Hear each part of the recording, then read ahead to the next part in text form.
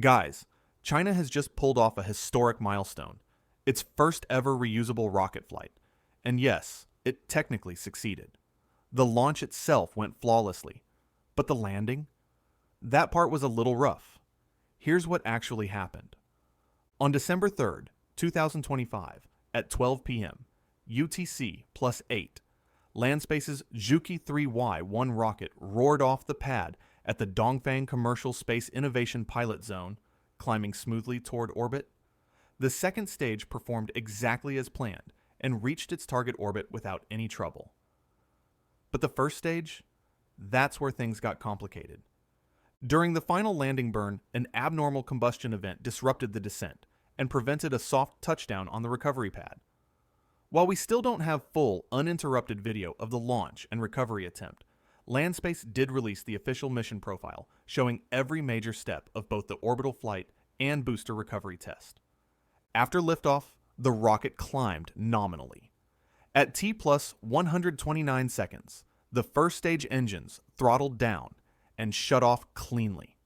Just 5 seconds later, at T plus 134, the first and second stages separated. By T plus 138 seconds, the second stage had ignited for its primary burn, pushing the vehicle toward orbit. As the rocket exited the denser layers of Earth's atmosphere, the payload fairing separated at T plus 324 seconds, exposing the spacecraft to space for the first time. The second stage finished its first burn at T plus 499 seconds with SECO-1, marking initial orbital insertion. After nearly a 30-minute coast phase, the second stage fired again at T plus 1,899 seconds for a quick circularization burn, then shut down at T plus 1,916 seconds, completing SECO-2. A terminal velocity trim maneuver wrapped up at T plus 1,980 seconds, followed by passivation procedures beginning at T plus 2,100 seconds and finishing at T plus 2,325, safely configuring the upper stage for long-term orbit. Meanwhile, immediately after stage separation at T plus 134 seconds, the first stage flipped around and began its return sequence. The booster targeted a landing zone in Minkin County, administered by Wuwei City in Gansu Province.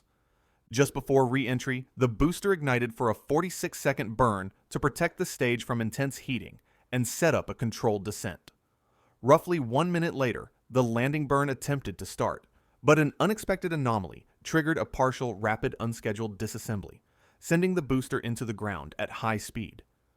Even though it didn't achieve a soft landing, the booster still impacted very close to the intended target, proving the guidance and trajectory systems were working remarkably well. If the recovery had gone according to plan, the booster would have gently touched down on the landing pad at around T plus 510 seconds, shutting off its center engine just as it settled onto the concrete.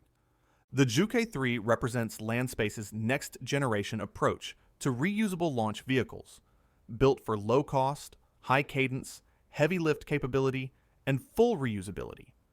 It runs on liquid oxygen and methane and is specifically designed to deploy large satellite constellations, a rapidly growing market in China. The Y1 configuration uses a two-stage, single-core layout. Both stages measure 4.5 meters in diameter, topped by a 5.2-meter fairing and standing 66.1 meters tall overall. At liftoff, the rocket weighs roughly 560 tons and produces about 7,542 kilonewtons of thrust. Propulsion comes from LandSpace's Tianke engine family, with 9 engines powering the first stage and a single vacuum-optimized engine on the second stage. After separation, the first stage is engineered to flip back, re-enter, and land vertically, eventually supporting at least 20 reuses per booster. Once fully operational, ZhuQue-3 is expected to deliver 18 tons to low Earth orbit while still recovering the first stage downrange, making it an ideal launcher for massive satellite deployments and China's future orbital infrastructure. LandSpace says the rocket is meant to offer China a high payload, low-cost, reusable option to support the country's rapidly expanding mega-constellation ambitions. And while this first mission didn't nail the landing, it's important to remember, no reusable rocket has ever landed successfully on its very first attempt. Even Blue Origin needed a second try before sticking New Glen's booster recovery. And in this case, ZhuQue-3's booster still hit extremely close to the target, which is a major technical win and a huge step toward true reusability. A few hours after launch, LandSpace officially declared the mission a complete success. They said the flight validated their design decisions and demonstrated several major breakthroughs in China's reusable rocket tech. This was the first time China had flown a reusable methane-oxygen orbital rocket built entirely from scratch, not derived from older kerosene vehicles. The design combines complex engineering, from propulsion and aerodynamics to structural systems, flight control, and re-entry guidance, and forces them all to operate together seamlessly. One standout feature is the unconventional stage layout. The booster places its fuel tank above the oxygen tank and uses symmetrical winglets, P-shaped grid fins, and slim landing leg housings. All of these design choices help reduce propellant usage during descent, giving the rocket more payload margin on ascent. This flight was also China's first operational test of a 9-engine methane cluster, something that requires an extremely stable propellant feed system capable of delivering deeply chilled fuels, supporting multiple restarts, and allowing for wide-range throttle control throughout the mission. LandSpace even solved the notoriously difficult problem of methane freezing during deep cryofueling. Thanks to those solutions, they can load the rocket with supercooled propellant up to 2 hours before liftoff, a huge operational advantage. Another huge milestone came from how LandSpace built the rocket's stainless steel propellant tanks. The company developed its own high-strength steel alloy, new laser welding techniques, and custom automated manufacturing equipment to assemble the large, thin-walled structures. Switching from aluminum to steel cuts tank production costs by around 80% and nearly halves manufacturing time. The debut flight also pushed forward China's most advanced re-entry navigation and control system ever tested on a reusable orbital booster.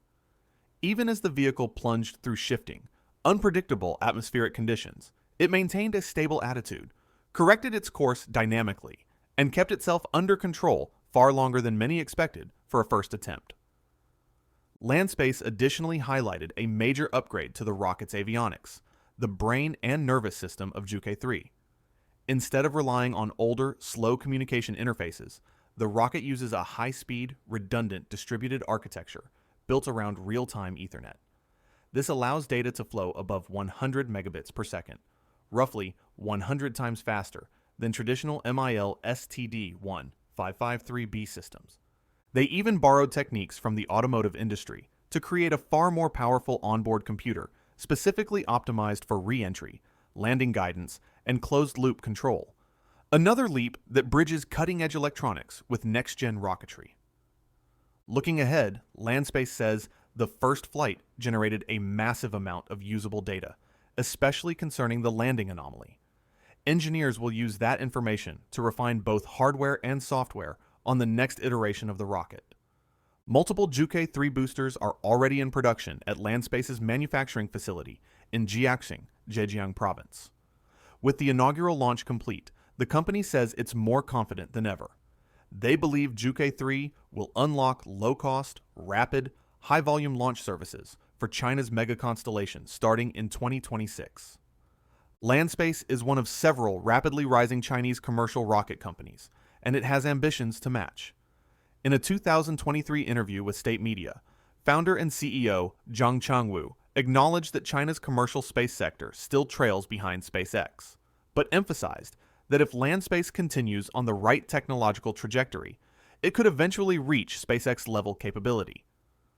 Zhang also stated last year that beginning in 2026, LandSpace expects to conduct launch missions supporting China's Tiangong space station, marking the first time ever that a commercial launcher would handle crewed station logistics for China. For that, a reliable, reusable system becomes absolutely essential. The company already has a series of major accomplishments under its belt. In 2023, LandSpace became the first company in the world to reach orbit with a methane-fueled rocket, ZhuQue-2, beating every global competitor pursuing methane engines, including those in the US SpaceX's Starship, also runs on methane, though it has only flown suborbital tests so far. LandSpace's rapid momentum has attracted attention internationally. Elon Musk even commented on preparations for the company's next-generation ZhuQue-3 rocket, saying LandSpace had effectively blended Starship-like architecture with a Falcon 9-style approach, something he claimed could allow it to outperform Falcon 9. Still, he predicted it would take more than 5 years to reach Falcon 9 levels of reliability and production speed. By that time, Musk noted, SpaceX plans to be fully transitioned to Starship, flying over 100 times the annual payload Falcon 9 delivers today. Starship, the most powerful rocket ever built, is still in development, but is intended to become the world's first fully reusable two-stage orbital rocket, recovering both booster and upper stage, something no launch provider has ever done. LandSpace may not have stuck China's first booster landing on this initial attempt, but for China, this is only the beginning, and the next landing attempt could come much sooner than people think. Multiple Chinese companies are now racing to perfect reusable orbital rockets, and the competition is accelerating fast. On the state-owned side, there's the upcoming Long March 12A, developed by the Shanghai Academy of Spaceflight Technology under CASC. It's designed to loft around 12 tons to low Earth orbit, stands roughly 69 meters tall, and measures 3.8 meters in diameter, slightly shorter but a bit wider than a Falcon 9. Like ZhuQue-3, it uses methane and liquid oxygen on both stages.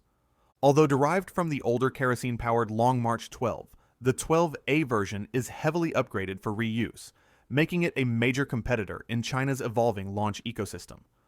Another strong contender is the Tianlong-3, developed by the private company Space Pioneer. It's also designed to be reusable, although its first flight will not attempt a landing. Tianlong-3 is a medium-lift, cost-efficient, partially reusable launcher built for China's expanding commercial market. The first stage features 9 Tianhuo-12, TH-12 Methalox engines, each producing 1,350 kilonewtons of thrust and vacuum, with a 335-second specific impulse, and 1,090 kilonewtons at sea level, 285 seconds ISP. These engines can throttle between 40% and 110%, use a gas generator cycle, and gimbal for steering authority. Its 3.8-meter propellant tanks use a triangular grid stiffened structure, similar to Tianlong-2's design. The second stage carries a single vacuum-optimized TH-12 VT engine. Tianlong-3's standard payload fairing is 4.2 meters wide and 12 meters tall, accommodating spacecraft up to 3.8 meters in diameter and 10 meters long, though a larger 5.2 by 14 meter fairing option exists for oversized payloads. The truth is, the race to build China's first fully reusable orbital-class rocket is heating up dramatically.